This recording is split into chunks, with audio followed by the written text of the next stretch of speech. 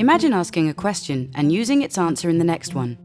This is all simple in a real conversation. But that's also possible with online forms. In this video, we will talk about the recall answer feature and how it works. First, you need a form. Go to the dashboard and click on the Create Form button. Here, you can open a template, use Forms.app AI, or start from scratch. For this video, we will use the job application form template here. This form has a name field at the top. Now what we are going to do is go to the second question and change it a little. Type @ and choose a question you want to recall its answer.